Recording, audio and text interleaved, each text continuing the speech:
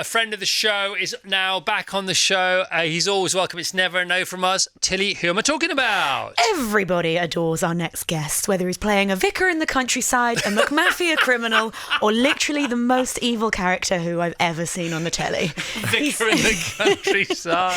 He's now travelling back to 1066 to play Harold Godwinson in King and Conqueror. So here's an interview you won't want to shorten. It's James Norton! Yeah, baby! Hi, James. Thanks, guys. Hello. How are you, mate? I'm very pleased to be back. We've had all the chat, haven't we, already? We've done already. We've I might had as well leave. GCSE chat, surfing chat. You got to go surfing. I go surfing. We've had backpack chat. We've compared rucksacks, gigs. Yeah. Might as well go home. Like your rucksack, man. Thank you, mate. Yours is. It's good to feel organised, isn't it? It is. Yours is way more organised than mine. Mine's a bit trendier, I'd say. Yeah, I'm worried about. I don't know how you describe the sort of the kangaroo pocket. I don't know how you describe that. But yours is studded, and it to me it looks like it should keep things in, but it sort of wants to chuck things out. No, and I've got literally a shoelace keeping it together. I mean, it's a state. Yeah, you always have a bag. And you said you dress yourself today. Now that's a funny thing to say outside show business. No, it's a weird thing to say outside show business, but it's a funny thing to say inside show business. Just speak to that if you don't mind. You're really exposing me. Well, sometimes people will advise what you wear because of now radio is filmed. Yeah. So there is no more face for radio. Radio is always online. So but today I put my own clothes on. Congratulations. Thank you so much. He dressed himself. I'm so proud. How old are you, James, now? I'm 40 years old. He's 40 years old and he can dress himself. How about that? Let's hear it for James Norton, the self-dressing actor. Hurrah! Well, a pretty good job. That's a shardigan. Is it? It's a shirt cardigan. It's a shardigan. Okay, thank you. I just like saying shardigan. Yeah, I didn't even know I bought myself a shardigan. Yeah, it's cool. Thanks. All right, so you're on to talk about King and Conqueror. We'll talk about other stuff because that's how we roll. King and Conqueror, it's the new big BBC One epic. It's like a movie, but there are 8 of them. Yeah. And each episode could be a standalone. At least 2/3 of a movie. It's big, man, isn't it?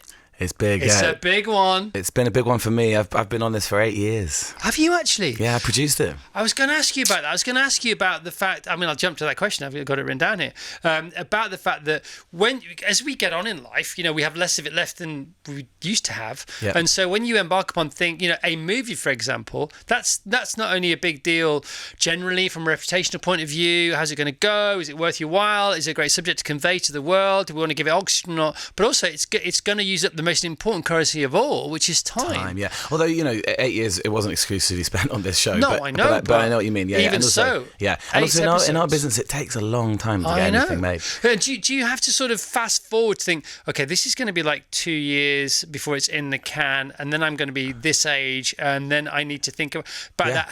Does sometimes that preclude you from doing things? I have friends who've started on shows and then they've realised that by the 5th series they're going to be way too old, and then they have to kind of they have to rethink how they're going to structure it. This is different. I mean, Harold, he lived in the 11th century. Well, hang on, let's frame it first of all. Let's not jump in there. Yeah, we off you go. Okay, so King and Conqueror, it's about the Battle of Hastings, or it's about the years leading up to the Battle of Hastings, and it focuses on the relationship between William the Conqueror, the Norman Duke, who was the last person to conquer England, and Harold Godwinson, who was King Harold at the time.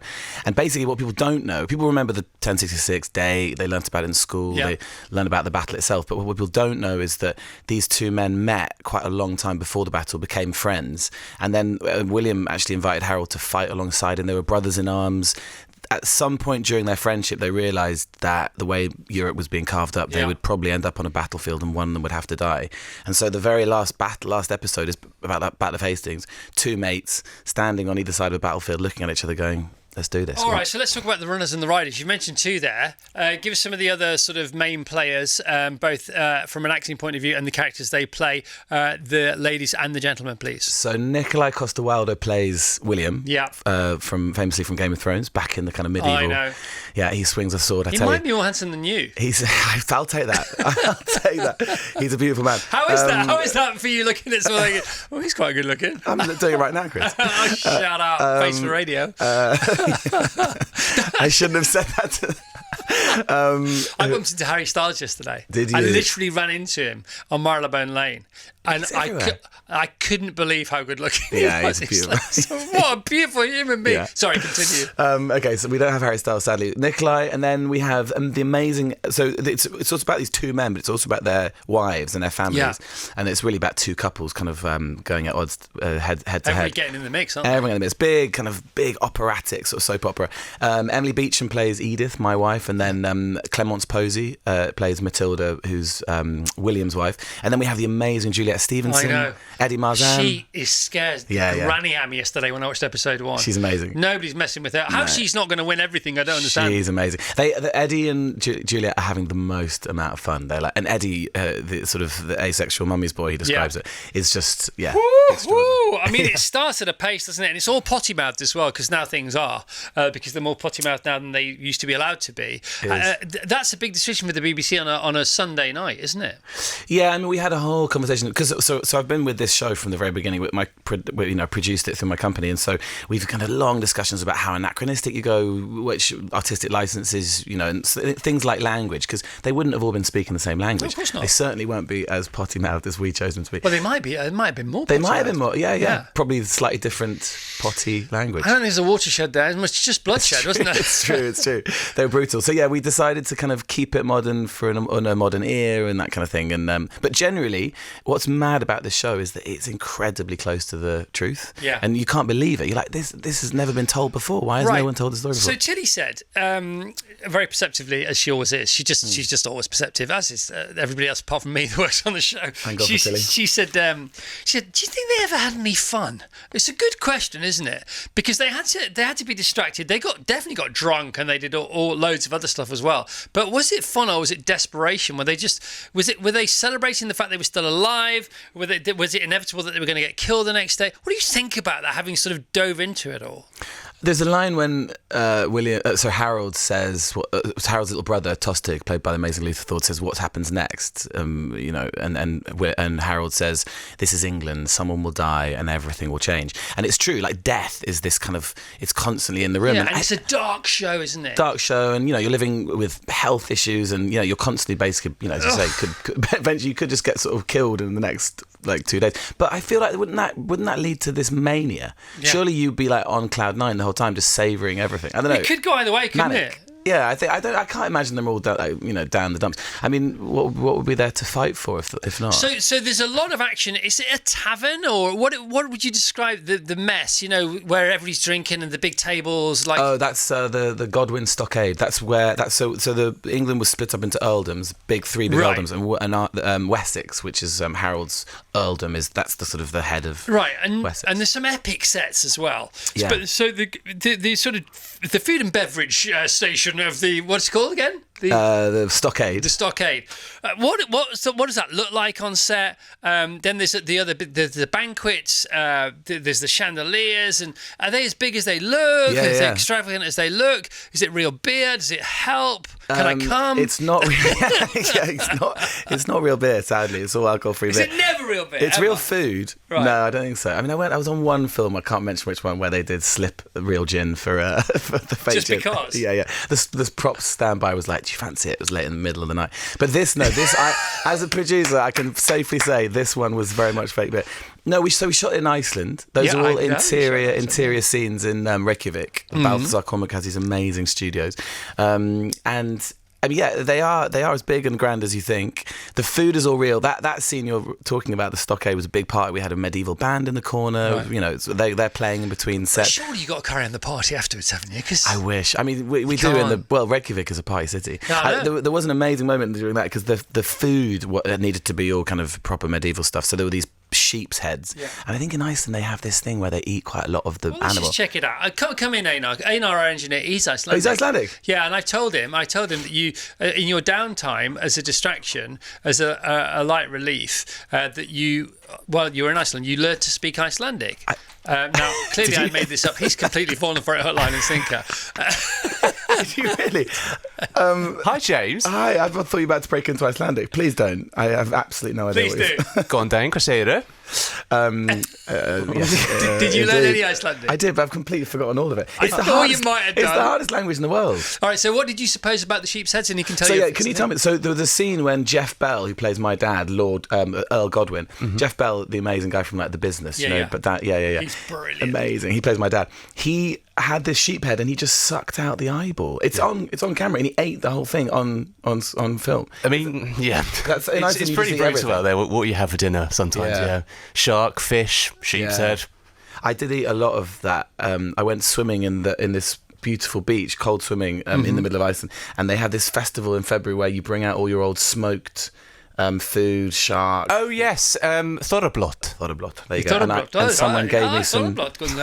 Someone gave me some shark to eat, and it's disgusting. Now you've taken not a deep dive, but a sort of going towards the deep end dive to do with these beaches where James filmed his epic series. There was it's in a national park, isn't it? And Yeah. you had to hire that out because you had to get permission from the councils and everything. Yeah. But I used to go there a lot when I was younger for you? picnics, and used Did to go you? into my uncles and my aunties like little Land Rover and. It's an pitch up. amazing. I love Iceland. Why did you choose Iceland? Why Amazing. not? But why? So England doesn't look like England did in the 11th century. Oh, Iceland- darn it! I'm sorry. Well, we don't Hastings look is- like who we are. I know.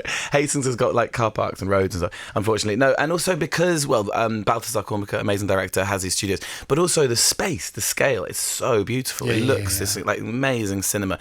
And also what's amazing about Iceland is when you're making a movie, the best time to film is about 5 o'clock in the evening when the sun's setting. Because the light's amazing. Because the light's amazing. But in Iceland, in the spring, you get that's called the magic hour from about 6 p.m. to midnight because it doesn't get dark. So a cinematographer it's a dream. Which is sort of how California came about. You know that story about Is that right? California? Because the light, yeah, it must be, yeah. Yeah, so all the movie industry was in New York. Right. And then Sam Goldwyn, he used to run a leather factory, he was a millionaire, got bored, so he bought a movie camera, bought a movie script called The Scoreman, and they needed cactuses, so they went to Arizona because nobody built cactuses for movies, because why would you build a cactus? And so they went to Arizona, and there was a sandstorm, and they couldn't film, so they stopped filming for 3 days, and then his producers got on a train and said, I'll go north till the wind stops, and the wind stops in a place called Hollywood, and he said, bring it, and that's how Hollywood was born. And then when they were there, they said to everybody in New York, you won't believe it, the shooting sky is amazing, we can save a fortune on lights, and basically overnight the whole movie industry moved to California for a similar reason to what you've just Watch this. King and Conqueror is going to come out, and we're bizarre, it's so dark. Yeah, it's so dark.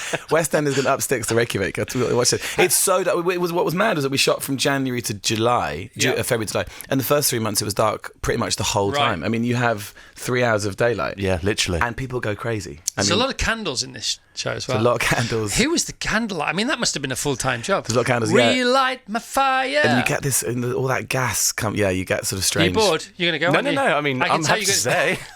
Yeah, Jane is currently engineering the show, and Jane doesn't know how to do that. So, no, Einar, get back in there. Thanks very much. Thank you. Front Tuck, plus Einar. tuck. Great. Thanks. Absolutely beautiful. There's been a lot of talk in online newspapers about a nose biting thing. Oh, this has got out of hand. Basically, what happened was Handy PR though. Come on, let's get in there. It's not. I mean, it's not true. Balthazar had this amazing moment of genius as a director, where he was like, I think because Harold was this like brute, this beast, and we wanted to tell that story that he kind of his language is violence, and so he's like the Balthazar one fight sequence, which we hadn't choreographed this particular piece. He was like, I think you should bite the guy's nose, right? And so I did, and accidentally got a little bit too carried away, and I didn't bite his nose off, but he got a little scratch. But when you get bitten by a human being, you have to be quite careful. So the next day he came in with a big bandage on his nose. When you get bitten by a human being, you have to be quite careful. Well, because of no, especially if it's Mike Tyson. Do you know what I mean? Like, yeah. Just careful anyway. Careful anyway. Yeah, I don't bite people's noses. I see you riding a horse. I rode a horse. Very congratulations. Thank you. I'm guessing it's not your first rodeo. No, I fell off the horse as well. You're allowed to fall off the horse? Broke my collarbone. You did not? I did, yeah. Oh my gosh. Yeah, that was a good moment. Yeah, I read a lot. Luckily, it didn't affect filming, which is a relief. Yeah, I've got a big lump here coming out of my collarbone. Yes, I rode a lot of horses in the show. Icelandic ponies are incredible. They're very, very proud of their horses. They're not huge, so we had to literally go around Iceland and find the biggest horses we could to be in our show. Look at you. Your eyes are smiling about Iceland now. I love it. You clearly. Yeah, it's a special place. Years and years ago, I told this story a couple of times. When Blur came on TFI Friday, I was going through, a thing, and Damon Albarn could see I was going through a thing. And so he came to me afterwards and sat me down, and we had a beer together in the bar upstairs after the show was off the air. And he said, he just got a key out of his pocket, a little Yale key. He said, "Chris, this is the..." He's like, Yes, he has a bar. Yeah, so nice. And he gave me this key, and he said, "This is the key to my little place in Reykjavik. You should go there and just chill out." And did you go? I didn't go. Oh, mate. I thought the end of the story was that you went and found yourself. No, I should have gone. You But can still go. he went there once, fell in love with it, still has a place. I don't know if it's the place. I've been to his the bar. place? Yeah. Well, the Really? bar. Yeah. Oh, he's got a bar there? I'm pretty sure he's got a bar, isn't he? I'm pretty It sure. sounds about right now you're saying it, yeah. Well, Balthazar has a bar. I'm pretty sure that Damon Albarn has like some, How long were you there for? like 6 months, 5 months. Yeah, I mean, I know that being an actor is tough. It's not because that tough. No, it is tough. You're away from your family and stuff like that. Things can happen, man. It's you're not necessarily saving lives and fighting wars, even though you're pretending to, which is interesting. But I can do it. I can be away from my family for 6 months. It is a certain life choice. It is. I mean, that was a particularly long one, and actually, because Iceland's weirdly not that easy to get to. I wouldn't do it. Yeah. I mean, you life do it. it comes when I've got quite a long period now at home, and I'm worried I get itchy fingers because I do quite love that road life. Yeah, and it's like being a Rolling Stone. Apparently, the Rolling Stones, the reason they're on tour, they go on tour every 18 months is because they don't know how to live otherwise. It's just like it doesn't work for them. Life doesn't work for them like that. If you this job was very special because the cast were lovely, and if you're in an amazing place and everyone's on that kind of like holiday vibe, everyone's sort of living this great adventure, and so on the weekends you don't go home, you walk up hills to thermal rivers and go on it. So it's lovely, but there's costs obviously. What's the longest you've stayed filming somewhere? I mean, this was probably a big one, 5 months. Yeah, it's probably. I think most big long shows take around 5-6 months, and I was there because of the producing. I was there pretty much the whole time. Yeah. But I love it, and you look good on it, man. Thanks, mate.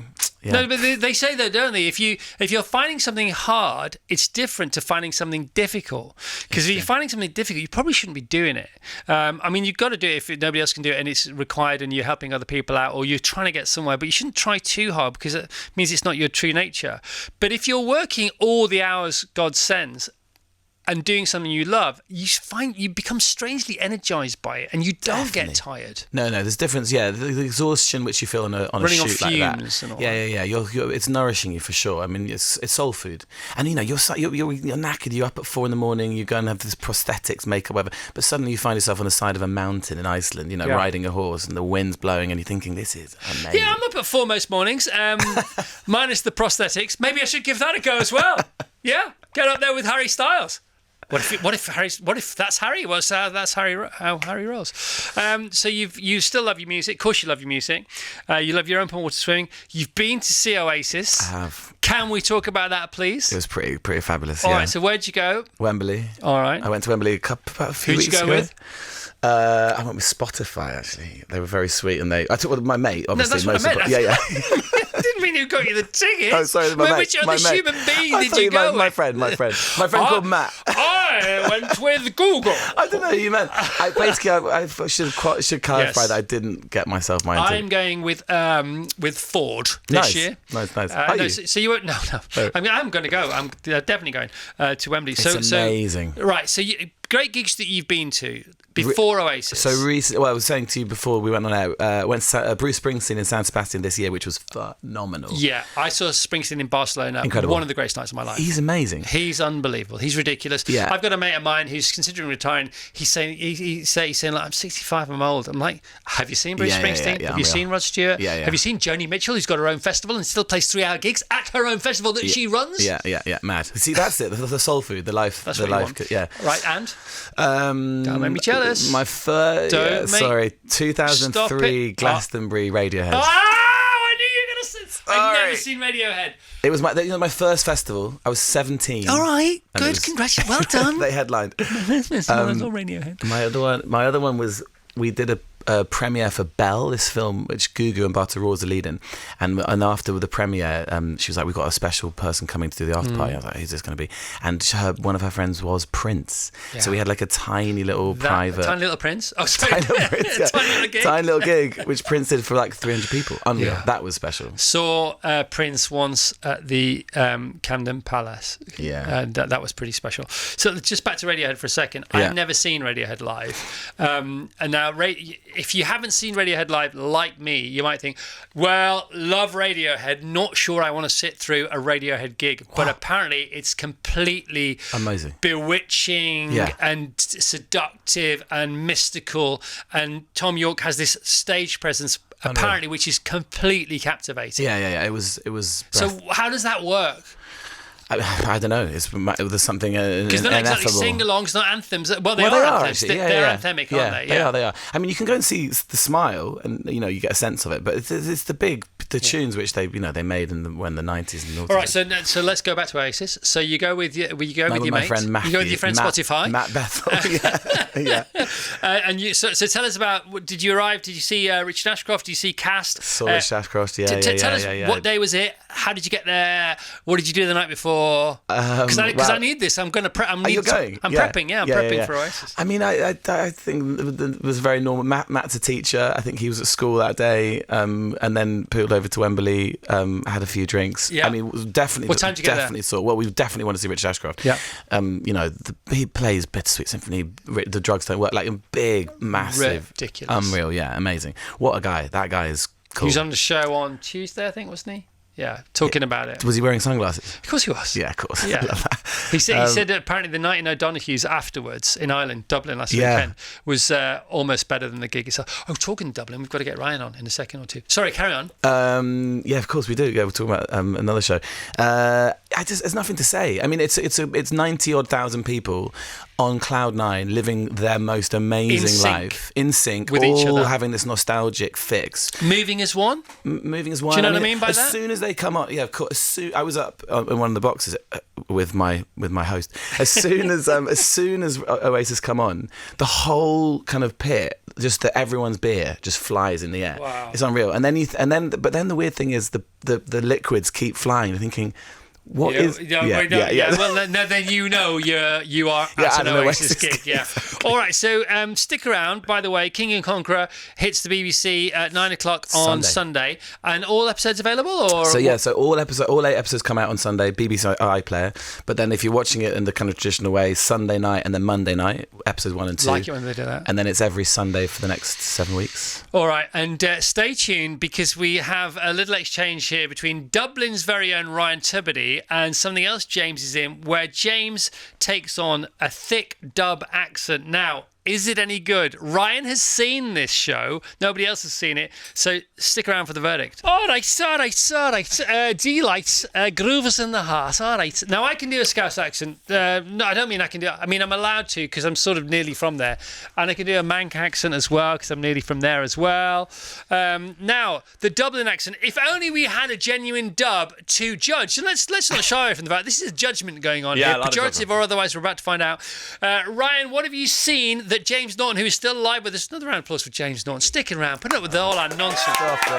Always. What's going on with you and James Norton? While you were watching the big history extravaganza, King and Conqueror last night, I was watching a preview copy of another show called The House of Guinness. Right. And it stars somebody that James has become very friendly with. There's Anthony Boyle, great Irish actor. We've had in here a couple of times. In the middle of The House of Guinness, I see James and I'm going, okay, this poor fella now has to do a proper dub accent. Do you have a very Irish name in the Sean Rafferty? Sean Rafferty, in the way he might look at you, know what I'm saying? So he comes in, right? And what?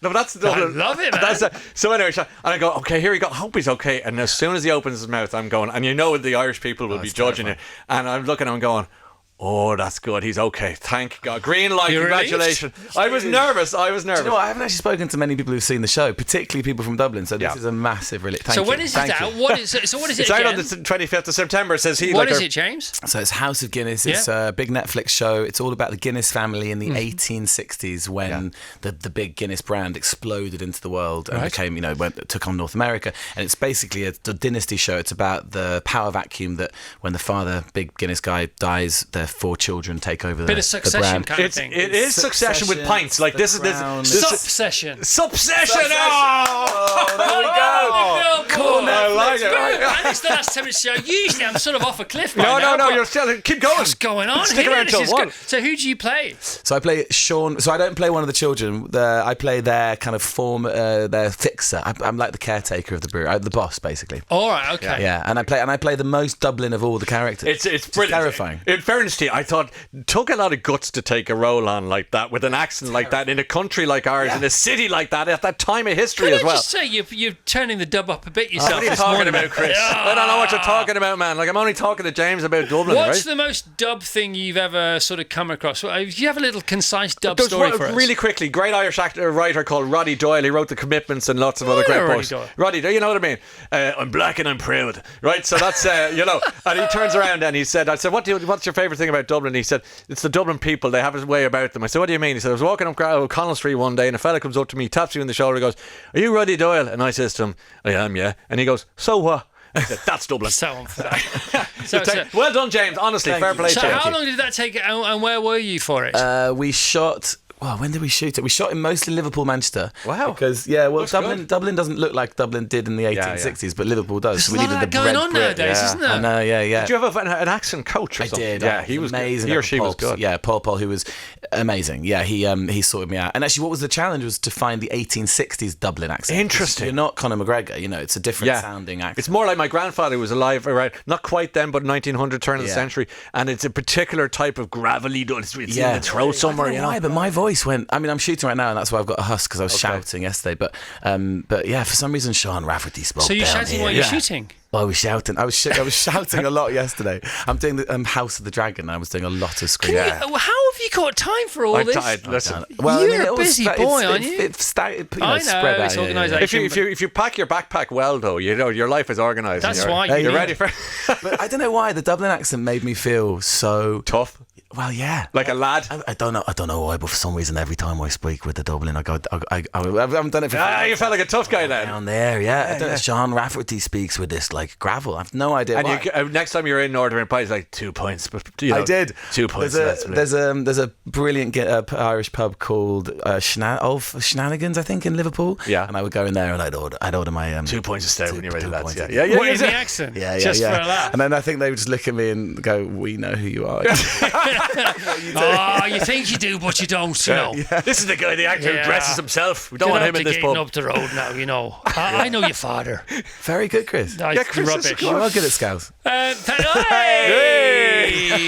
Well, Scouts are Irish anyway, originally. You know this. And is it the Peaky Blinders guys? Yes. Night. That's it. So that's proper. That's what I was. Go on. Yeah. It's a brilliant show. I mean, it's Steve Knight firing on all cylinders. It's The Crown with beer. It's big dynasty. That's show. it. It's So what do you call it? I call it a stout-soaked love child of Peaky Blinders. And you call it The Crown with beer. And you call it Subsession, which is great. These are great. Between the three of us. Yeah, you're welcome, everybody. You're welcome. I think we got it covered. Can we have a round of applause, please, for the wonderful James Norton, King and Conqueror, BBC One, 9 o'clock, Sunday and Monday. All episodes available on the iPlayer.